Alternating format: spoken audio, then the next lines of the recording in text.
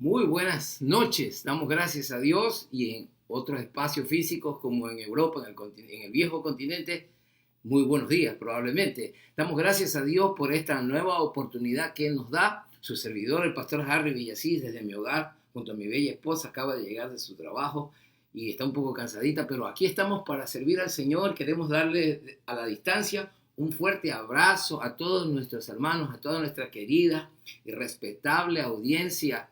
Los echamos de menos, gente linda de Ecuador, nuestros hermanos en la fe, miembros de nuestra familia, inclusive está mi hermano Carlos, el doctor, escuchando también, fiel oyente y participante o seguidor de esta transmisión, de esta ministración de la palabra de Dios de cada fin de semana, viernes y domingo especialmente. También mi sobrino, el doctor Mario Giraldo, es otro de ellos, y ahí tenemos algunos otros miembros de la familia que quizás no se han hecho conocer o no nos han dado a conocer de que están participando o que están conectados con nosotros, pero entendemos que sí lo están haciendo y damos gracias a Dios por las bondades del Señor. También está nuestro hijo Antonio de Jesús, también y Pablo, David, nuestros hijos también son fieles seguidores, oyentes. Nuestra hermana Bellita, Judith, Bellita, Esteves de Salazar también entiendo que se está conectando ahora mismo, y así mismo les invito a que ustedes puedan a su vez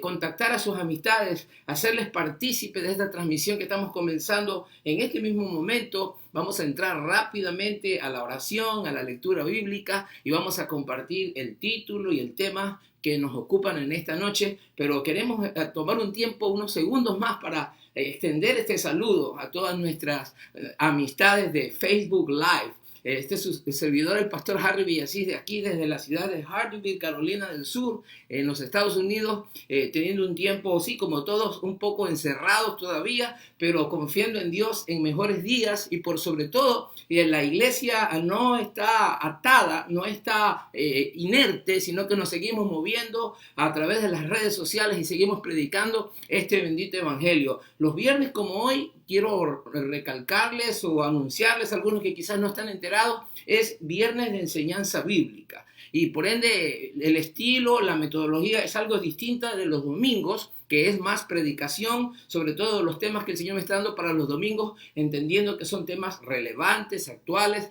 de acuerdo al acontecer mundial, lo que está pasando a nuestro alrededor. A la luz de la palabra tenemos que tratarle de dar una señal de alerta a la humanidad toda, y por qué no a la iglesia de manera especial, porque necesitamos estar preparados en tiempos como estos. Entonces queremos, después de saludar y pedirles en el amor del Señor que usted siga extendiendo la red y conectándose, pasando la voz a otros, quiero también decirle que los viernes, como hoy de enseñanza, la intención o el propósito que traigo entre manos es de poder compartir no solamente algo de la Biblia, un tema más, ¿verdad?, Sí, muy importante, por supuesto, pero me atrevo a decir que no solamente voy a compartir el qué de la Biblia, sino que quiero los viernes de manera especial decir cómo lo podemos hacer. Y mi intención con la ayuda del Señor, es un propósito que traigo entre manos, una carga, es poder ayudar a aquellos hermanos, pastores, ministros, líderes de iglesia, maestros de escuela dominical, evangelistas, callejeros, predicadores ambulantes y que quieren desarrollarse en el estudio, en la preparación de la palabra, cómo trazar un mensaje, cómo escoger un texto, cómo presentar un bosquejo de una enseñanza, cómo elaborar un título, cómo elaborar un tema, cómo incluir una introducción, cómo hacer una conclusión, cómo escoger los puntos para una aplicación y estas cosas así que van surgiendo como parte de la homilética, introduciéndome también en la ciencia de la interpretación, que es la hermenéutica.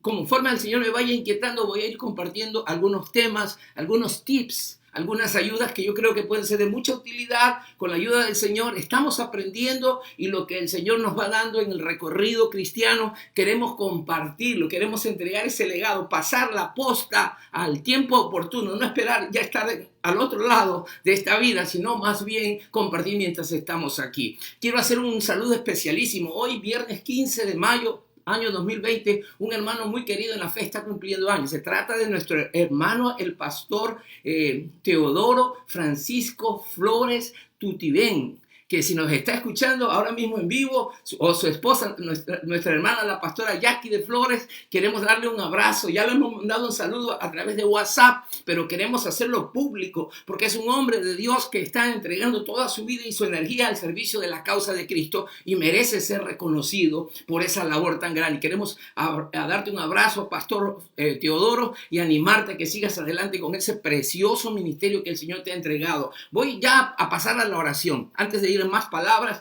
después de haberlo saludado, al final quiero pedirle que usted se comunique, que me envíe preguntas. La enseñanza es muy, quizás algo nueva para algunos y no quiero ser exclusivo. Esto está abierto para todos los oyentes que se interesan en la palabra de Dios, pero quiero poner un énfasis en aquellos que sienten la carga del llamado ministerial para predicar, insisto, para enseñar la escritura. Los quiero animar a que, si es posible, cada viernes usted tome nota. Cada viernes usted apunte algún término que quizás le resulte nuevo y usted me dirija la pregunta a través de Messenger o en Facebook Live. Usted me diga, pastor, explíqueme. Si de alguna manera inclusive yo pudiese compartir algunos materiales o visuales que podrían ser de ayuda en su ministerio, con la ayuda del Señor los vamos a hacer llegar. Pero en todo caso vamos a hacer la oración. El tiempo está corriendo y queremos aprovechar o hacer el mejor uso posible del mismo. Oremos, les invito. Padre, gracias en esta noche. Estamos aquí en tu presencia.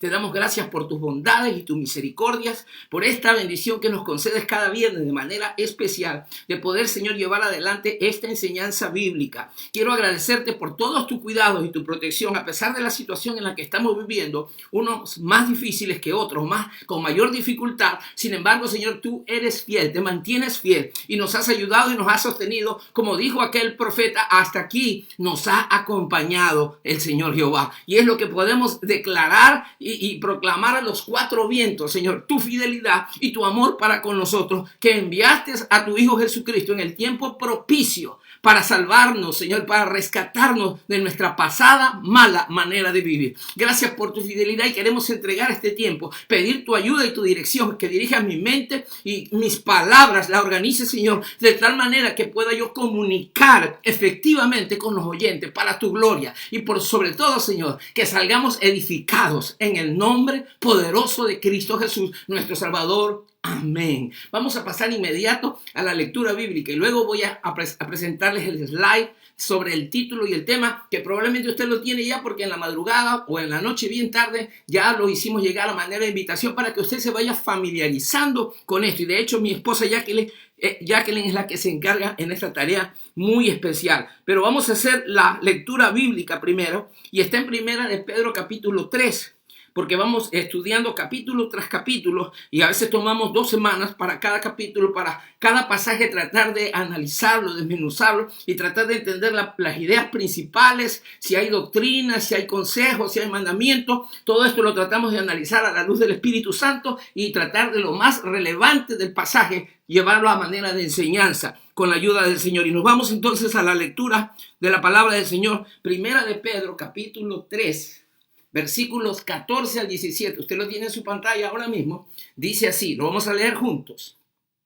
Mas también, si alguna cosa padecéis por causa de la justicia, bienaventurados sois. Por tanto, no os amedrentéis por temor de ellos, ni os conturbéis, sino santificad a Dios el Señor en vuestros corazones y estad siempre preparados para presentar defensa con mansedumbre y reverencia ante todo el que os demande razón de la esperanza que hay en vosotros, teniendo buena conciencia, para que en lo que murmuran de vosotros como malhechores, sean avergonzados los que calumnian vuestra buena conducta en Cristo. Porque mejor es que padezcáis haciendo el bien, si la voluntad de Dios así lo quiere, que haciendo el mal. Primera de Pedro, capítulo 3, del 14 al 17. Hemos hecho esa lectura preciosa y ya voy a ir de inmediato de ese pasaje que hemos leído. Voy a extraer la idea principal del mensaje que me lleva a declarar este título y este tema para esta tarde o noche aquí. El título es Preparada y Razonada. Y se refiere a la defensa del Evangelio. Para aclarar a qué me estoy refiriendo con preparada y razonada. A la defensa o a la presentación del Evangelio. Bajo el tema, la defensa de la fe, características y aspectos de la apologética cristiana. Nuevamente, tema, la defensa de la fe, características y aspectos de la apologética cristiana. Y nos surge ahí la palabra, probablemente para algunos nueva, es la palabra apologética. La vamos a estar definiendo como una disciplina que nos ayuda o nos enseña a hacer una presentación razonada de la palabra de Dios. Vamos a entrar con más precisión a esa definición en poco, pero dentro del pasaje que hemos leído, y si usted lo tiene en mente o tiene una Biblia y tiene cómo hacerlo o luego lo puede hacer, yo he hallado, quiero analizarlo un poquito el pasaje, y si usted ve en mi parte de atrás, a mis espaldas, tengo una pizarra, ¿verdad? Tengo una pizarra donde he numerado cuatro características que voy a extraer de allí, de ese pasaje. A manera de análisis lo he hecho. Y la primera característica que vamos a ver allí, del pasaje que hemos visto allí, se trata de actitud. Y voy a escribir, si usted se da cuenta, en el número 1, pero tengo como título la defensa de la fe, que es la idea principal de este mensaje. La defensa de la fe cristiana o de la esperanza de nosotros como creyentes. Y tiene 4 características, a mi entender, en ese pasaje que hemos leído. Y la primera de ellas es, voy a escribirlo aquí, actitud. Voy a ir uno por uno. Si usted alcanza a leer allí, dice actitud. Y me voy a referir rápidamente de qué estoy hablando cuando digo en actitud. El apóstol Pedro está hablando, y recuerde, es un ambiente de persecución el que está viviendo la iglesia en el primer siglo. De hecho, creo que todos lo entendemos, todos estaríamos de acuerdo. La historia secular y por supuesto la historia bíblica o la historia secular confirma lo que la historia bíblica nos dice, que la iglesia cristiana desde sus inicios, si podemos decirlo así, ha sido perseguida hasta este tiempo. Estamos en el siglo XXI y podríamos decir que hay brotes en ciertos lugares y de ciertas maneras, pero la iglesia, o de diferentes maneras, pero la iglesia cristiana y los creyentes seguimos siendo perseguidos de una u otra manera o forma. Y entonces, en ese ambiente donde escribe Pedro, ¿verdad? Los cristianos estaban siendo oprimidos y eran el objeto de la burla de muchos. Y por supuesto, los ojos estaban siempre observando el comportamiento, buscando siempre una ocasión para señalar al cristiano. Obviamente que predicamos una ética y una moral bien elevada, la ética cristiana, ¿verdad? Que hablamos acerca de la transformación de la vida del creyente, hombre o mujer, que hemos recibido a Cristo Jesús. Y no van a faltar aquellos que se detienen a observar si es cierto lo que nosotros decimos con nuestros labios y cómo actuamos, nuestro comportamiento. Entonces Pedro está dándole, inspirado por el Espíritu, la manera como se debe presentar o defender el Evangelio. Y entonces enumera la primera característica, dice actitud, y les dice que hay que mantener una actitud de calma y de valor. calma y valor. Y le dice, por ejemplo, ahí que el versículo, y voy a leerlo desde la Biblia para que usted pueda ver, dice el versículo 14, mas también si alguna cosa padecéis por causa de la justicia, bienaventurados sois, por tanto no os amedrentéis por temor de ellos, ni os conturbéis. Les dice, no os amedrentéis, ni os conturbéis, no cambien el ánimo, mantengan su postura con calma, ¿verdad? Con sobriedad, con seguridad, porque saben que, saben, dice Pedro, y sabemos nosotros que hemos confiado en un Dios poderoso, que nada ni nadie podrá hacernos daño más allá de lo que Dios no lo permitiese conforme a su propósito. Entonces la primera actitud es de calma y de valor ante el hostigamiento, ante la opresión o ante la presión del mundo. Pero una segunda característica que la voy a anotar rápidamente, y la palabra que tengo es disposición, y la voy a anotar aquí. Quiero que sea de alguna manera visible para todos ustedes. Disposición. No sé si lo alcanza a leer. Tenemos la primera actitud, la segunda disposición, y se está refiriendo a una disposición de entrega al Señor. Cuando dice ahí en el texto bíblico, y lo leímos nosotros, dice, santificad al Señor en vuestros corazones. Es decir, esta es una característica importante dirigida para la iglesia y a los creyentes de manera particular. Recuerde, ante una situación como esta, en el diario vivir, en el devenir de nuestras actividades, cuando se nos presenta estas situaciones, ¿cómo debemos actuar? ¿Cómo debemos estar preparados? El creyente, la iglesia y los creyentes individualmente debemos siempre santificar al Señor en nuestros corazones, lo que quiere decir mantener una vida de entrega, de compromiso con el Señor, de tal manera que cuando viene la situación difícil, entonces vamos a poder responder adecuadamente, vamos a poder responder de parte de Dios y no confiando en nuestro intelecto o no confiando en nuestra fuerza humana, sino dependiendo en todo tiempo del Señor. De otra forma, dejando que el Espíritu de Dios sea el que inunde nuestros corazones. Es lo que significa santificar al Señor en vuestros corazones. Vamos enseguida a una tercera característica y le he denominado a esta, ojalá sea legible para ustedes de allí, pero la tercera es acción. Si se da cuenta, tenemos actitud, disposición, acción. Y a esta nos referimos directamente ya a la defensa del Evangelio. Y voy a hacer un énfasis en esta palabra defensa, que en el original significa o viene de la palabra apología. Una apología, y buscamos el diccionario de la lengua española y nos vamos a encontrar que una apología, de donde viene la palabra apologética como una disciplina, una apología es una defensa, es decir, una presentación razonada con argumentos valederos, sólidos. Y lo que está diciéndonos aquí el apóstol Pedro a través del Espíritu Santo es que los creyentes tenemos que tomar acción y hacer una presentación, dice la Escritura en Pedro, una defensa de la fe, pero con mansedumbre y reverencia.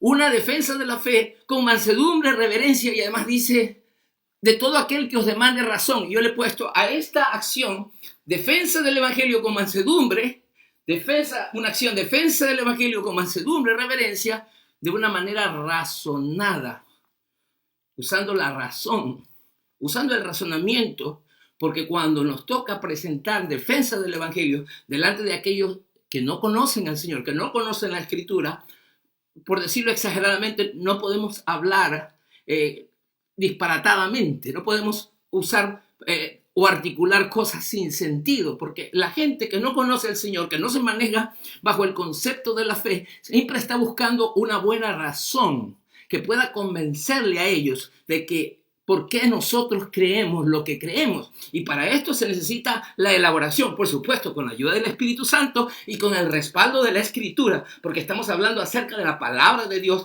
que es con lo que el creyente, lo que tenemos que nosotros esgrimir o presentar, es el mensaje del Evangelio, la palabra del Señor. Y entonces tenemos una cuarta característica aquí elaborada, y la cuarta es convicción. La tengo un poquito arriba, las 4, para que usted pueda alcanzarlo a ver en la cámara. Y espero que sí esté viéndola con la ayuda del Señor. La última es convicción, ¿verdad? Ahí la tenemos. Ajusto un poquito la cámara para que ustedes puedan ver allí. Entonces tenemos actitud, disposición, acción y convicción. Y todo está tomado del pasaje del capítulo 3, ¿verdad? Y dice esta última convicción, y la convicción está basada en la fe. Es decir, el creyente habla de acuerdo a su convicción de fe, pero también respaldada por la conciencia. Y si usted se da cuenta, las dos van de la mano, ¿verdad? No es suficiente decir, yo hablo porque creo, sino que también necesitamos hablar porque estamos viviendo lo que decimos que creemos. Entonces ahí es donde trabaja la conciencia, que nos va a dictar si lo que hacemos o la forma como nos comportamos es de la manera correcta o incorrecta. La conciencia nos va a justificar o nos va a acusar. Y entonces vamos a tener ese juez dentro de nosotros que nos va a decir, estás hablando y estás defendiendo la fe, pero no estás viviendo lo que estás predicando. Entonces podríamos ser avergonzados, el enemigo podría avergonzarnos e incluso vamos a dejar que la iglesia podría ser señalada, la iglesia de Cristo podría ser señalada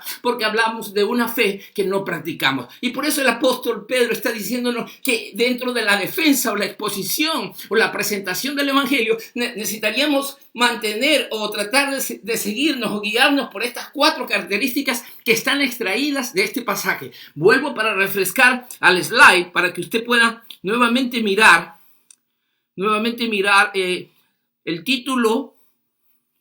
Quiero que vea el título nuevamente. Aquí lo tenemos, a ver, ¿sí?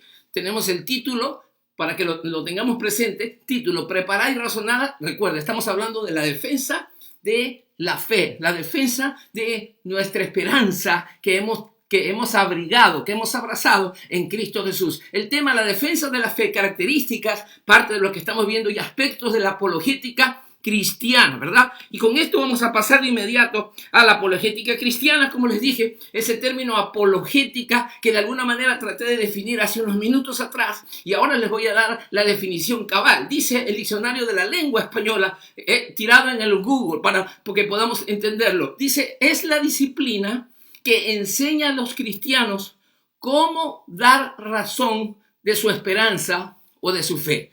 La apologética, esta es la definición, es la disciplina que enseña a los cristianos cómo dar razón de su esperanza. Y es muy importante que nosotros, de alguna manera, todos los cristianos, todos los creyentes, somos llamados, sí, a predicar el evangelio, es verdad. Una cosa es predicar la palabra de Dios, somos llamados, y esto no se necesita muchas veces tener un conocimiento vasto de las Escrituras para testificar de la salvación. Necesitamos simplemente haber tenido una experiencia personal con Cristo. Pero cuando ya hablamos de apologética, estamos como quien dice dando un paso hacia adelante. Pero en algún momento todos los creyentes nos vamos a ver forzados, si podríamos decir así, en una situación en que vamos a tener que presentar defensa, así sea con un argumento sencillo, así sea con un conocimiento básico de las Escrituras, pero de una u otra forma en nuestras vidas, más de una vez, estoy seguro, más de una vez nos vamos a estar en el lugar, en una posición donde vamos a tener que presentar defensa del evangelio. Y esto es lo que se llama apologética. Existió y ha existido muchos apologistas dentro de la historia del cristianismo, sí, y uno de ellos muy conocido que dijo lo siguiente, y voy a leerlo textualmente, uno de los pensamientos de este apologista del siglo II del cristianismo. Dice así: tenéis puntos de vista grotescos respecto a nuestra deidad. Está hablándole a los inconversos. No adoramos ni la cabeza de un asno, ni la cruz, ni el sol, ni una monstruosidad bifurcada que se asemeje a algunos de vuestros dioses. Adoramos a un Dios, el creador omnipotente e invisible, a quien la naturaleza y el alma humana atestiguan, quien nos ha dado una revelación de sí mismo a través de las escrituras y los profetas, cuyos escritos están a disposición de todos. Y esto lo dijo Tertuliano, ¿verdad? De Cartago, en lo que es actualmente Túnez, al norte de África, ¿verdad? Un famoso apologista que se convirtió al cristianismo y que usó esa mente, esa intelectualidad que él tenía para presentar defensa delante de los reyes y de los emperadores cuando la iglesia estaba siendo perseguida atrozmente por el emperador Severo. Pero ahí tenemos una de las exposiciones, uno de los pasajes donde él defiende la fe en base al desconocimiento del mundo, porque nosotros que manejamos el lenguaje cristiano, que conocemos, aleluya, gloria a Dios, Cristo viene, para nosotros ya esto es muy familiar, pero mucha gente no sabe acerca de esto. Mucha gente que no va a las iglesias cristianas no conoce, muchas veces piensan, bueno, ustedes cuando se reúnen, ¿qué hacen? ¿Y qué es eso de la Santa Cena? ¿Y qué difiere eso de la misa y del vino y de la hostia y de la comunión? ¿Qué es eso? ¿Cómo ustedes? Necesitamos nosotros explicar, necesitamos nosotros aclarar. Muchas veces a través de eso, nosotros, y alguna gente podría decir, bueno, ustedes hablan de esto y eso, es que alaban con las palmas, cierran los ojos, saltan, qué sé yo. Entonces tenemos que ir a la Biblia y explicarles por qué el creyente manifiesta la adoración y la alabanza. Algo como esto es lo que le sucedía a Tertuliano, y él tuvo que aclararle a los inconversos, que muchas veces podrían decir, nosotros los inconversos, dicen los incrédulos o los idólatras, adoraban estatuas, y ustedes van al templo y solamente adoran a un Dios que no ven. ¿Cómo es eso? Entonces ahí tendría que decirse, bueno, la Biblia dice que Dios es espíritu, y él dice que los que lo adoran en espíritu y en verdad es necesario que lo adoren. Y ahí les estoy dando simplemente un ejemplo de lo que sería un caso de un caso un caso de lo que tiene que ver con la apología cristiana. Estamos hablando de la apologética, ¿verdad? Entonces paso enseguida a hablarles aquí rápidamente y les voy a enseñar un cuadro rapidito. Aquí dice, exactamente, aquí tenemos, y esto es extraído o ha sido extraído o tomado de un libro titulado Apologética para la Gloria de Dios, de su autor John Frame, si lo ve ahí en la parte de abajo del cuadrito, ¿verdad? Y este autor, John Frame, divide la apologética cristiana, de la cual estamos hablando, en tres diferentes aspectos, a los cuales me voy a referir rápidamente. Y dice, voy a poner el cursor o el mouse ahí, y dice, el primer aspecto como prueba, trata de presentar una base razonada de la fe. El segundo aspecto lo llama defensivo, trata de responder a las objeciones de la incredulidad de la gente, ¿no? Y aspecto 3, el aspecto ofensivo, trata de atacar la necedad. De hecho, el autor menciona en sus escritos, en su libro, que cuando alguien presenta una defensa del evangelio, muchas veces podría estar hablando de los tres aspectos, o quizás dos. De alguna manera o de otra, los tres aspectos están interconectados. Y de alguna forma, cuando se hace la presentación o apología, se van a entrelazar ellos tres. Pero los podemos distinguir, y aparte de este cuadro, yo les voy a llevar a un texto bíblico para que los podamos distinguir y podamos inclusive aprender. Una vez identificados, sepamos cómo los podemos usar. Los podemos usar en un momento determinado. Y he tomado en este momento un pasaje de la Escritura para que usted y yo podamos ver. Y se trata de el libro de los Hechos, capítulo 26. Si usted no tiene cómo abrir su Biblia ahora, y sobre todo recalco a aquellos que están más interesados en conocer cómo primero estudiar y luego para poder compartir la palabra del Señor, vamos a ver en este pasaje, Hechos capítulo 26, el apóstol Pablo fue llevado a juicio, sí. Él había sido acusado por los judíos, mayormente, sí, por los judíos. La acusación que le habían hecho a él es de que él estaba predicando a un Mesías, ¿verdad? Que era el rey también de Israel, el Salvador del mundo, que en sus inicios, Pablo, antes llamado Saulo, había perseguido a Cristo, al Mesías, al Hijo de Dios. Pero cuando él se convierte, comienza a predicar justamente la misma fe que antes él había perseguido, el Evangelio, a los creyentes, a los discípulos. Y entonces los judíos se la agarraron con él. Ahora, le tocó el turno padecer por causa del Señor, ¿verdad? Y entonces lo acusaron delante de las autoridades romanas y lo tuvieron preso, pero él apeló al César. Y yendo rumbo para Roma, fue llamado a comparecer delante del rey Agripa, capítulo 26, libro de los Hechos, ¿verdad? Y Pablo, el apóstol, presenta una defensa. Y yo quiero resaltar es justamente los tres aspectos que he mencionado de John Frame en el pasaje, y están allí. Claro, no están enumerados. Habría que leer concienzudamente el pasaje y tratar de identificar de qué manera esa defensa que hace Pablo delante de Agripa, esa apología que hace Pablo, tiene esos tres aspectos ahí entrelazados, y efectivamente están. Y entonces voy a ir primeramente, dice, la apología, la defensa de Pablo ante el rey Agripa, Hechos capítulo 26.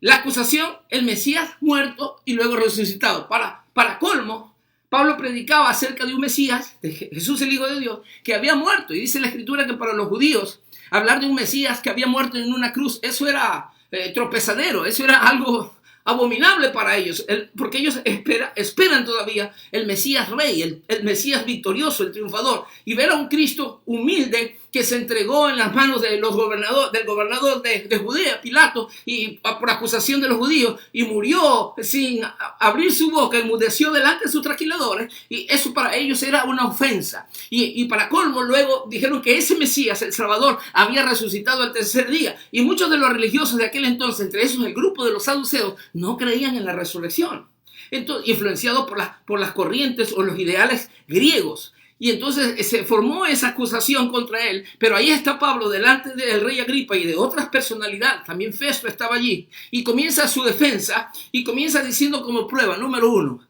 y les voy a mencionar dónde está, en el versículo 15, Pablo le dice, está hablando de Jesús de Nazaret, y está hablando acerca de la resurrección de Cristo. Les dice más o menos así, ya que no voy a leer textualmente, dice, ¿se cree como algo imposible que haya resurrección entre los muertos? Y eso es una de las doctrinas cardinales de la iglesia cristiana. Si nosotros vamos al apóstol Pedro en el capítulo 2, y lo vamos a ver predicando el primer sermón, y está hablando acerca del Cristo resucitado. Dentro de la proclamación evangélica y dentro de la doctrina cristiana está la resurrección de los muertos. Es una pieza importantísima porque nosotros creemos, hermano querido que me estás escuchando y amigo, que no solamente Cristo murió en una cruz del Calvario, eso es efectivamente verdad, pero Él resucitó como lo había anunciado al tercer día y ha ascendido a su gloria. Está sentado a la diestra de Dios el Padre. Y entonces vemos ahí que Pablo les está diciendo, en primer lugar, le está diciendo a manera de prueba, Cristo resucitó. Y se presta como testigo. Dice, yo iba rumbo a Damasco. Usted conoce el pasaje, la conversión de Pablo, ¿verdad? Yo iba rumbo a Damasco para perseguir a algunos cristianos que estaban allá, para encarcelarlos. Y de repente se me apareció, vi esa luz en el camino y escuché esa voz que me decía, Saulo, Saulo, ¿por qué me persigues? Usted conoce ese pasaje, usted lo ha escuchado. Y entonces Pablo, o Saulo en ese entonces todavía, le pregunta, ¿quién eres tú, Señor? Y se identifica el personaje y le dice, yo soy Jesús, a quien tú persigues. Lo que significa que para Pablo pudo entender que el Mesías que los cristianos habían predicado hasta ese momento, los cristianos, es Jesús que había resucitado. Con esa experiencia propia, él puede decirle, entonces está presentando una prueba, ahí está haciendo una apología, presentando como prueba que efectivamente Cristo se había levantado entre los muertos. Él lo había visto, él lo había oído. Escuchó la voz del Maestro, del Salvador del mundo. A su nombre, gloria. De ahí para adelante, la vida de Saulo, después Pablo, el apóstol, no fue nunca más la misma. Hubo una conversión poderosa en base a ese encuentro tremendo con el Señor y Salvador Cristo. Pero luego vemos ahí en el versículo siguiente, continúa la apología, la defensa. Recuerda, la palabra apología, estamos hablando de la apologética, significa la defensa de la fe. Vemos el aspecto defensivo cuando en los versículos 22 y 23 Pablo les dice, y está delante de Agripa, ahí en esa corte podríamos decir, en ese juicio, y Pablo tiene toda la oportunidad de desplayarse con toda sobriedad, con toda solvencia espiritual, con todo respeto, por supuesto también delante de la autoridad, porque Pedro le había dicho a la iglesia que había que presentar defensa con mansedumbre y con reverencia a todo aquel que demande una razón de la esperanza que tenemos los cristianos. Y Pablo no se queda atrás, está diciéndole, le dice a Festo en otra ocasión, le dice, excelentísimo Festo, le dice a Agripa, yo sé que Agripa, que esto no ha sido hecho a ocultas, que tú conoces la religión judía, que sabes acerca de los profetas, y Pablo lo remite, como en otras ocasiones, cuando él predicaba en la sinagoga, lo hace también con Agripa, le dice, porque esto está escrito en los profetas, está escrito en el Antiguo Testamento. Entonces ahí está dándole en este momento una defensa en el aspecto defensivo. Es decir, se está apoyando en la escritura, llevándolo a Agripa, en este caso, su interlocutor directo, diciéndole esto de la resurrección del Mesías. Está escrito, Lucas capítulo 24. Recuerden, Jesús con los dos discípulos camino a Emaús y les dice, lentos para entender lo que los profetas han dicho, porque era necesario que el Cristo padeciese y después de esto entrase a su gloria. Y entonces la base son los escritos del Antiguo Testamento. Era la defensa y es la defensa de manera especial para los creyentes del primer siglo, donde no tenían todavía el canon del Nuevo Testamento completo. No, todavía no estaba. Para la base de ellos era el Antiguo Testamento. Para nosotros hoy, la iglesia cristiana, tenemos ambos testamentos, y lo que dijeron los profetas fue confirmado por el Salvador del mundo, y los apóstoles nos predican en base a esa palabra. Esa es la apología que nosotros tenemos que hacer. Tenemos que tener ese conocimiento de la Escritura, un conocimiento sólido en tiempos como estos, donde hay mucha incertidumbre, donde hay mucho desconocimiento, donde la gente elabora supersticiones y trata de apoyar su fe y de alguna manera descansar su alma en cosas que no pueden sostenerse por sí mismas. Nosotros tenemos esa firme y segura ancla del alma. Se llama Jesucristo, el Hijo de Dios. Necesitamos apoyarnos en la Escritura. La iglesia por los siglos ha sido la iglesia baluarte y columna de la verdad, y necesitamos nosotros afirmarnos en la palabra del Señor. Pero no queda allí. La apología o la defensa de Pablo también descansa en el aspecto ofensivo. En el aspecto ofensivo, recuerden, y yo lo tengo aquí elaborado en los cuadritos. No voy a ir al cuadrito nuevamente de que tengo ahí el slide presentado, pero lo tengo aquí. Y dice que en el aspecto ofensivo trata de atacar la necedad. Escuche bien, porque todos los que hemos tenido una conversión en Cristo tendríamos que reconocer necesariamente que nuestra falta de fe o nuestra falta de apego a las cosas espirituales adolecía a la ceguera espiritual. La ceguera espiritual causa la incredulidad y la necedad. En otras palabras, hay que atacar el mal de la ceguera, porque el que está ciego no puede ver la luz. Y Pablo era ciego. Por eso la iglesia, el Señor Jesús le dice a la iglesia de la Odisea, toma de mí colirio para que veas y para que dejes a un lado ya tu ceguera.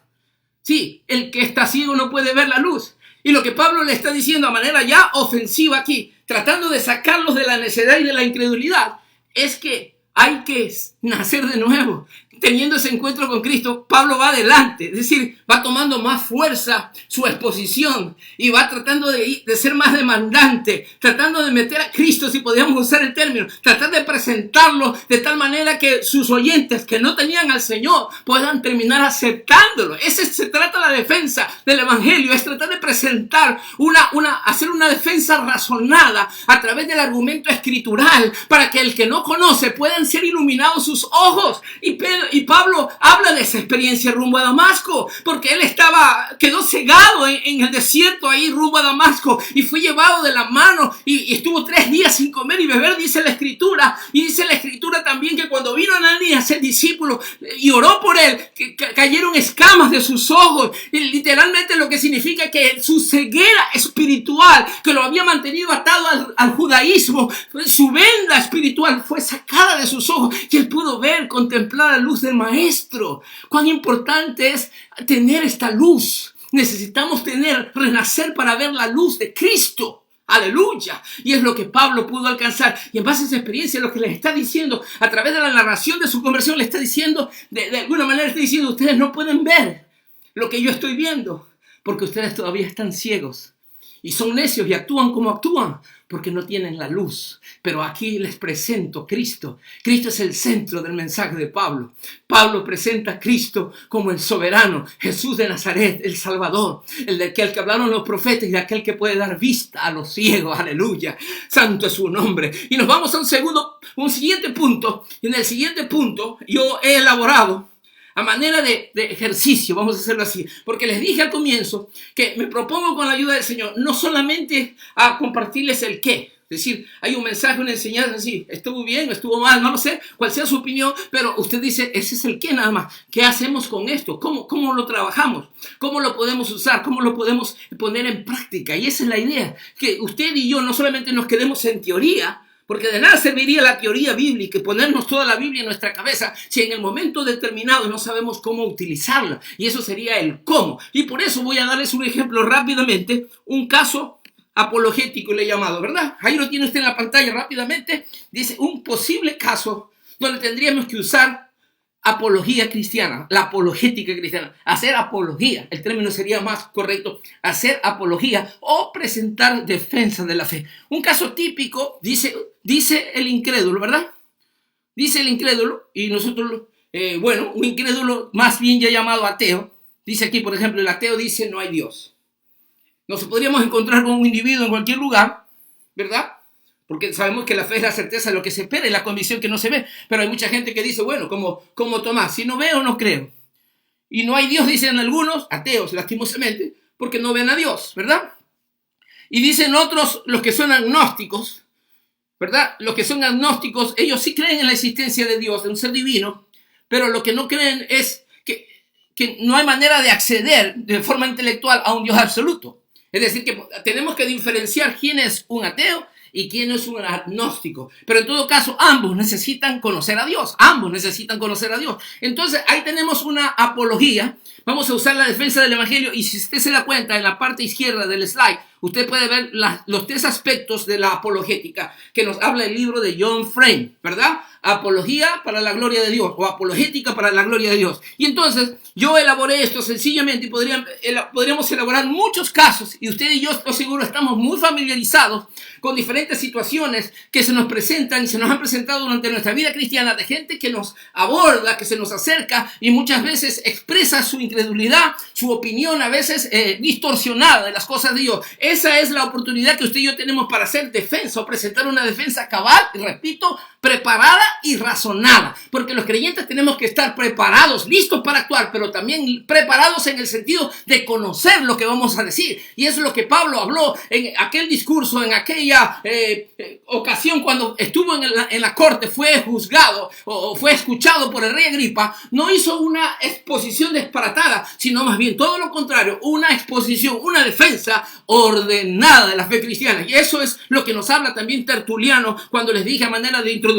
Pero entonces, ¿cómo podríamos responder a alguien que dice no hay Dios? O el agnóstico que dice Dios es nuestra mente, no podemos acceder a un Dios absoluto. Entonces podemos decir la apologética como prueba. Podríamos usar tanto la revelación natural cuando hablamos de la creación. Si alguien dice Dios no existe, bueno, ¿y qué te parece el mar, verdad?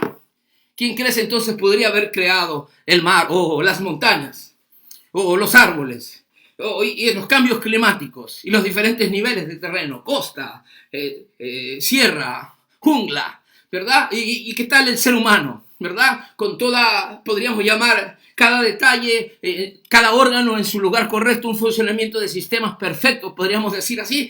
¿Quién podríamos imaginar que pudo haber creado algo así? Entonces estamos dando ahí mismo un argumento, una evidencia basándonos en la revelación natural. Por ejemplo, dice el Salmo 19:1, usted lo tiene ahí: los cielos cuentan su gloria y el firmamento anuncia la obra de sus manos. Ya el salmista está diciendo, y lo dice también en la epístola de Romanos, también dice que en el siguiente, cuando habla de la revelación especial, ya yéndonos directamente a la escritura, en la primera parte no necesitaríamos haber tocado la palabra de Dios, simplemente haber mencionado los asuntos de la naturaleza y el ser humano, que en forma general son de dominio para toda la gente, pero ahí tenemos la revelación especial. Yendo un poquito más adelante o más profundamente, podríamos ir a la escritura y decir Romanos 1:20, porque las cosas invisibles de Él, hablando de Dios, su eterno poder y deidad se hacen claramente visibles desde la creación del mundo, siendo entendida por medio de las cosas hechas, de modo que nadie tiene excusa. En otras palabras, lo que está diciendo la inspiración divina ahí en Romanos 1:20 es que aunque Dios es un Dios invisible, su poder y deidad se hacen manifiestas, son manifestadas, ¿verdad? A través de su creación, son entendidos su poder y sus maravillas a través de su creación, de modo que ningún ser humano tiene excusa, ningún ser humano podría negar la existencia de un ser supremo llamado Dios, nuestro Padre Celestial. Tenemos eso, pero vamos a la apologética en el aspecto defensivo, tratando el mismo caso de aquel incrédulo ateo o agnóstico que dice que no hay Dios o Dios no existe o no hay forma de acceder con nuestra mente a un Dios absoluto. Podríamos decirle en el aspecto defensivo lo que dijo Jesús: a Dios nadie le ha visto, a Dios nadie le vio jamás, pero su Hijo unigénito, su Hijo unigénito le ha dado a conocer. Lo que nos dice que Jesús, el Verbo se hizo carne y habitó entre nosotros, dice Juan, ¿verdad? A Dios nadie le ha visto, pero su Hijo le ha dado a conocer de su misma sustancia. El Hijo de Dios, la segunda persona de la divinidad, el Salvador del mundo, se hizo hombre y habitó entre nosotros. Es el Dios con nosotros, Emmanuel. Y podríamos tener algunos otros pasajes de la Escritura para hablarle a aquel que no cree de qué manera Dios se ha hecho visible, aunque Él es el Dios invisible. Se ha hecho presente en la tierra y ha convivido, se hizo historia y se hizo carne para convivir con la humanidad, y al tiempo debido dio su vida por toda la humanidad y por nuestro pecado. Pero vamos al tercer aspecto, dice el aspecto ofensivo. ¿Verdad? Recuerde que el aspecto ofensivo trata de atacar la necedad del oyente, del interlocutor, la necedad. Y entonces dice el Salmo 14:1, en la primera parte, dice el necio en su corazón, no hay Dios. Y recuerden, la necedad es ocasionada por la incredulidad y por la ceguera espiritual. El que está ciego no puede entender las cosas espirituales, como dice Corintios, porque las cosas del espíritu hay que discernirlas espiritualmente. El hombre natural, el hombre carnal, no puede entender la revelación divina, porque está ciego, está cegado, pero necesita ser transformado para poder entender. Y una de las maneras como el Señor va a liberar a aquel que está ciego, aquel que es incrédulo, es a través de la exposición de la Escritura, porque las palabras que el Señor nos ha dado son espíritu y son vida. Porque la palabra de Dios es como el martillo que quebranta la piedra.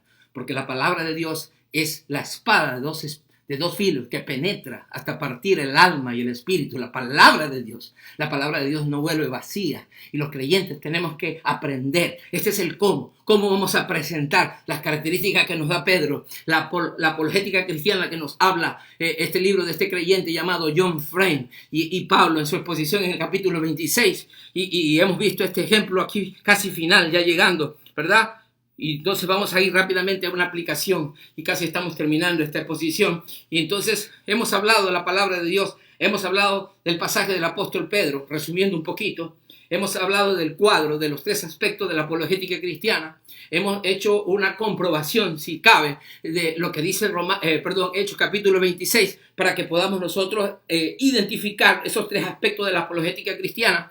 Podríamos ir inclusive, y les recomendaría, por ejemplo, el pasaje de la predicación o del testimonio de Esteban, el primer mártir de la iglesia, un pasaje extenso en el capítulo 7 del libro Hechos, si no me equivoco. Hay mucha apología allí de Esteban el diácono, hay mucha apología, y yo creo, yendo allí vamos a poder entender estos aspectos de la apologética cristiana que Esteban también está usando en esa ocasión. Podríamos decir entonces que dentro de la Biblia los apóstoles Pedro y Pablo usaron apología o hicieron apología, pero también Esteban lo hicieron, pero después de la partida de los apóstoles, la iglesia, aún teniendo ya el canon de las escrituras, tuvieron que usar como este tal Tertuliano la escritura, la doctrina, para hacer apología delante de reyes, delante de señores, porque a esto nos envió el Señor Jesucristo. Entonces podríamos decir, ¿y dónde queda el Señor? El Señor Jesús nos habrá enseñado a hacer apología. Él hizo apología, Él hizo defensa de la fe, y la respuesta es un sí rotundo. Aunque Él envió a la iglesia a predicar el evangelio, a decir simplemente a la humanidad, al mundo entero, que Él es el Salvador, que Él viene pronto, que Él salva, que Él perdona los pecados, que Él dio su vida en la cruz del Calvario. Son piezas doctrinales elementales que todos cristianos conocemos y deberíamos nosotros hablar en el momento oportuno, sea con un amigo, sea con un vecino, sea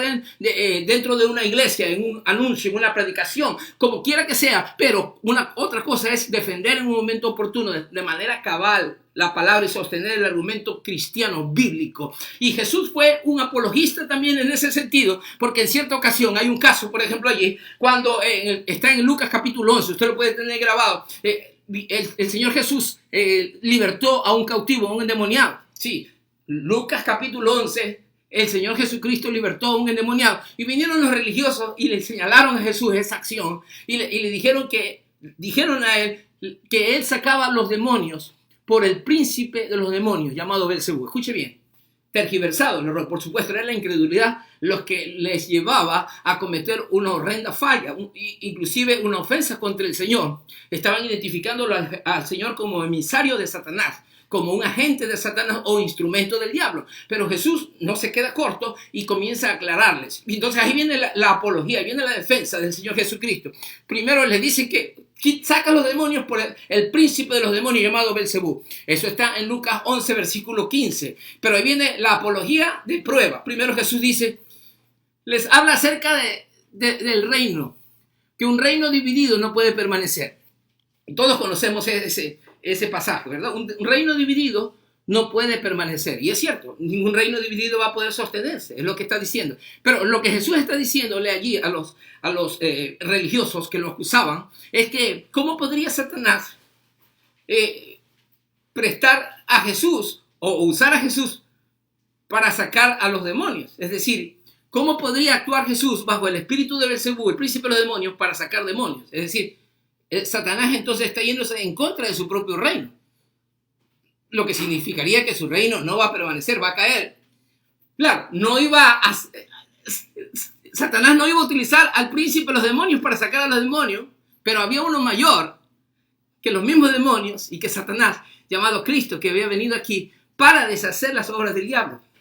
Y entonces ahí está dándole una prueba. Primeramente está en el aspecto de prueba, le está diciendo una apologética como prueba, le está diciendo, no es Satanás, porque Satanás no es tan tonto como para estar dividido. Aquí hay otro externo, otro distinto de su reino.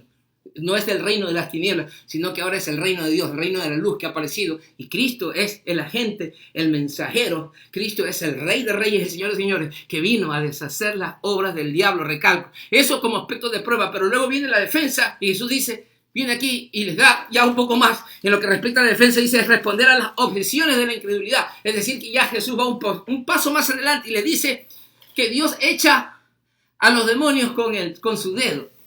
Dios echa a los demonios, o que Jesús echa a los demonios con el dedo de Dios. Aleluya. ¿Eso qué significa? Que el reino de Dios se ha acercado. Jesús echa a los demonios con el dedo de Dios. Es decir, que está utilizando algo de su fuerza y su autoridad, pero no rotundamente su fuerza, ¿verdad? Que no hay demonio que pueda prevalecer contra él.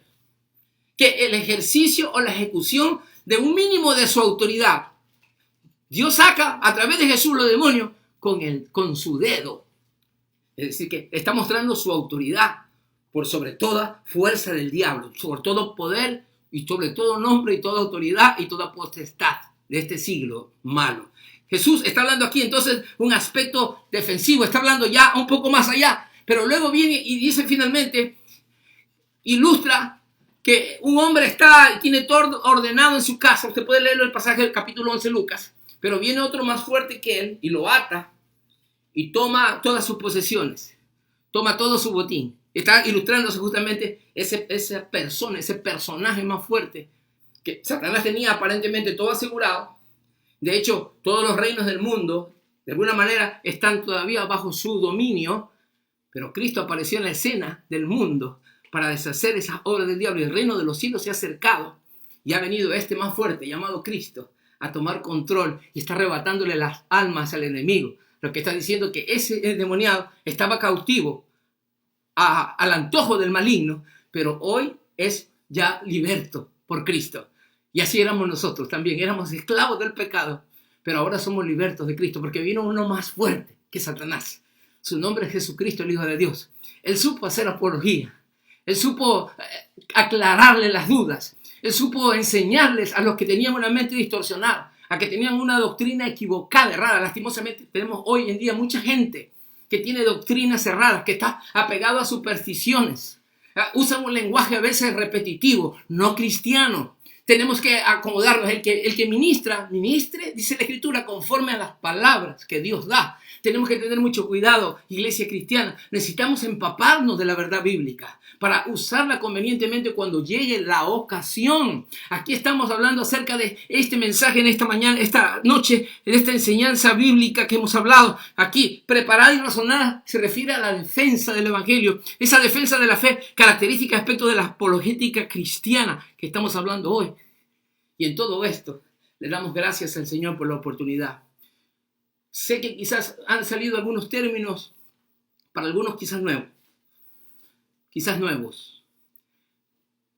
tenga toda la confianza de dirigirnos su inquietud, su pregunta. La idea es prepararnos. Son tiempos difíciles, pero es cuando la iglesia necesitamos sacar la palabra de Dios y proclamarla por los cuatro vientos. Somos llamados a fortalecernos como pueblo del Señor, a crecer en el conocimiento del Hijo de Dios. Ya no podríamos seguir viviendo en tiempos como estos. Un cristianismo escuálido, debilucho. No necesitamos mantener un espíritu, una actitud pusilánime, débil, que es arrastrada o llevada por doquier viento de doctrina. Necesitamos mantener solidez en la doctrina. Necesitamos hablar la palabra de Dios como está escrita. Necesitamos presentar el argumento, la defensa, convenientemente, ante todo aquel que demande razón de la esperanza que tenemos nosotros. Pero mantengamos una buena conciencia. Y Cristo nos perdona nuestras faltas. Y hoy podemos ir a Él y pedirle que Él nos perdone.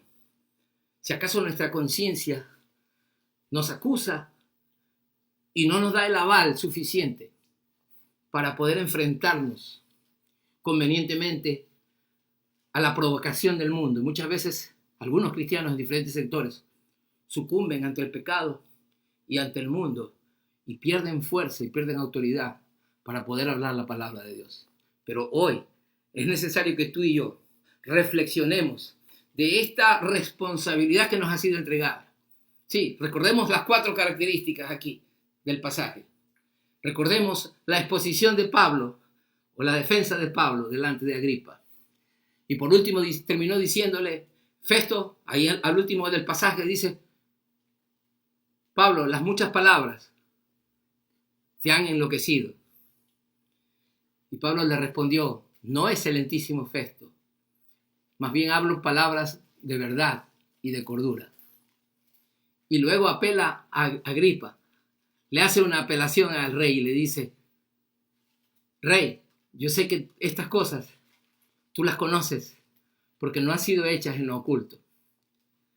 Es decir, la predicación del Evangelio y el conocimiento que Agripa tenía del Antiguo Testamento y de los profetas. Es decir, que la verdad que estaba expresándole estaba claramente y contundentemente sustentada. En base a eso, Agripa dice, por poco me persuades, por poco me convences de ser cristiano. Y Pablo le responde, Dios quisiera no solamente que tú, sino que todos los que están aquí fuesen como yo, es decir, un siervo de Cristo, salvo por las cadenas. Pablo estaba llevando con gozo esas cadenas, era prisionero por causa del Evangelio, pero no se avergonzaba, daba testimonio y defensa del Evangelio en cualquier situación. Mi amigo que me escuches y hermano, de manera especial, son tiempos decisivos. Es hora ya de levantarnos del sueño. Es hora ya de consagrarnos, de santificar al Señor en nuestros corazones. Es hora ya de armarnos de valor y de predicar la Escritura con denuedo, con valentía. Es hora ya de ponernos a las órdenes de Dios. Y yo quiero hacer una oración, y amigo que me escuchas, un llamado especial para ti.